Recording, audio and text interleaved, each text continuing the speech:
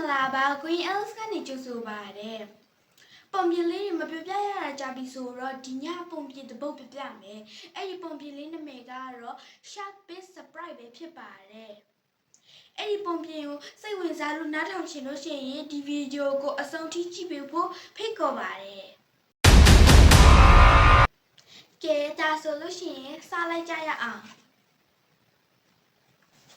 Shark's Big Surprise ငမန်းရဲ့ surprise အကြီး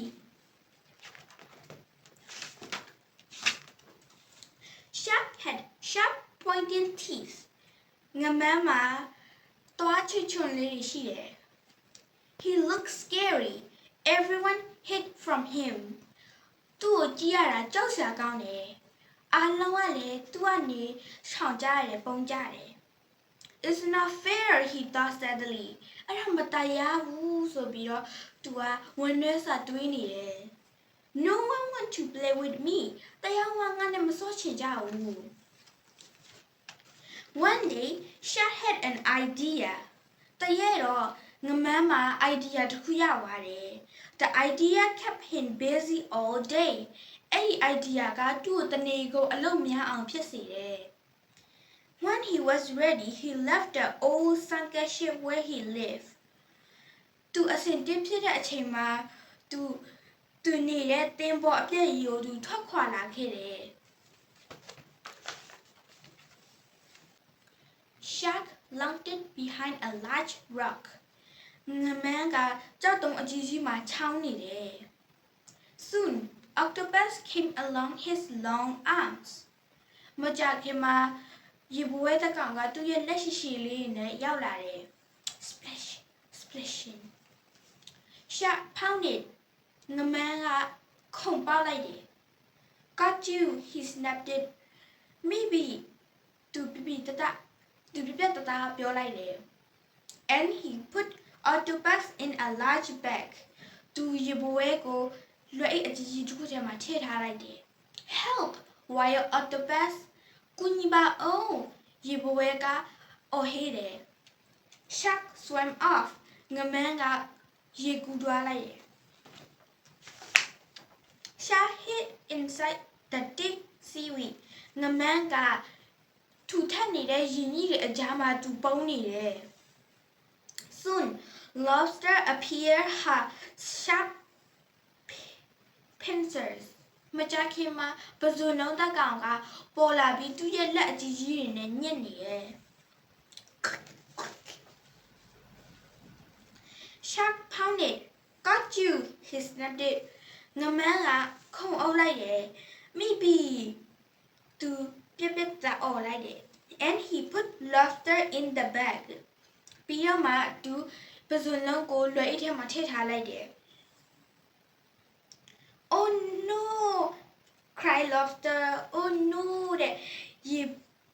oh no တဲ့ပဇွန်လုံးက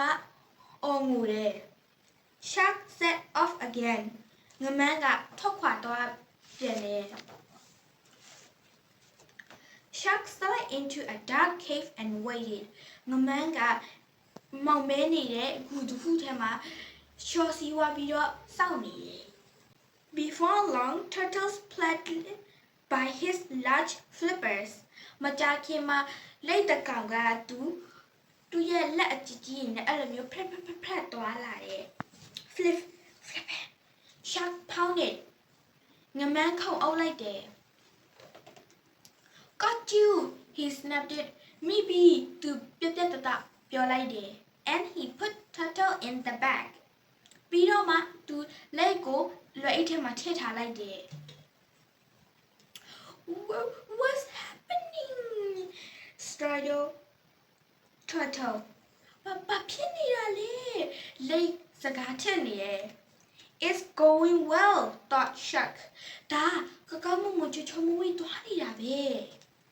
ငမန်းစဉ်းစားတယ် Next, Shark hid behind a sandy mound. နောက်တစ်ခုငမန်းကတဲတောင်အနောက်မှာသူပုန်းနေတယ် Jellyfish wobbled by her thin tentacles. Jellyfish ကသူ သူရဲ့လက်ပပားလေးတွေအဲ့ဒါတွေနဲ့သူရင်းခါပြီးတွားနေတယ်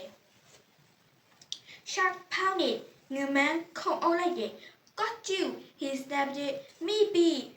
သူပြတပြောလိုက်တယ် and he put jellyfish in the bag ပြီးတော့မှသူ jellyfish ကိုလွယ်အိတ်ထဲမှာထည့်ထားလိုက်တယ် Let me out said jellyfish ငါကိုလွတ်ခွင့်ပေး jellyfish ကပြောတယ် Shark had not finished yet ငမန်းကမပြီးသေးဘူး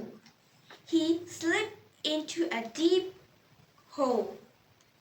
သူအပေါက်အနည်းတစ်ခုထဲမှာဝင်သွားတယ် Soon starfish crawled along her spiky arms မကြာခင်မှာ starfish ကသူ့ရဲ့လက်နာအချွန်ချွန်လေးတွေနဲ့တွားပြီးလာခဲ့တယ် Shark pounded once more နောက်တစ်ခါငမန်းခုန်အုပ်လိုက်တယ် Soon starfish was in Shark's bag ကြာခင်မှာ starfish ကငမန်းရဲ့လွယ်အိတ်ထဲမှာဖြစ်နေတယ် I think I have enough said Shark holding his bag full of fish ငါချင်တာတော့ငါမှာအပြည့်စုံရှိပြီထင်တယ်ငါတွေနဲ့ပြည့်နေတဲ့သူ့ရဲ့လွယ်အိတ်ကိုကင်ပြီးတော့ပြောတယ် Oh I am so hungry he said setting off for home အိုးတဲ့ငါအရင်ဝိုက်စားတယ်သူအိမ်ပြန်မလို့လောက်ရင်းနဲ့အဲ့လိုပြောတယ်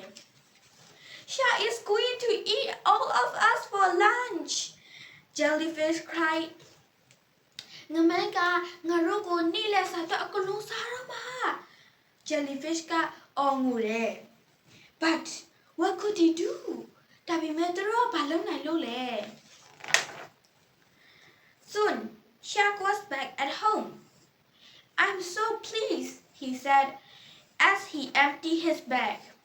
ငါအရင်ပျော်တယ်သူရဲ့လွယ်အိတ်ကိုဘာမှမရှိအောင်တွန့်ချရင်းနဲ့ပြောတယ် Everyone was terrified as they tumbled out အားလုံးကသူတို့တော်လောက်ခံရအမျိုးပြန်ရနေလောက်ချခံရတော့သူတို့အရင်ကိုကြောက်နေကြတယ် As is the end of us lobster whale အဲ့ဒါငါတို့ရဲ့အဆုံးသတ်ပဲ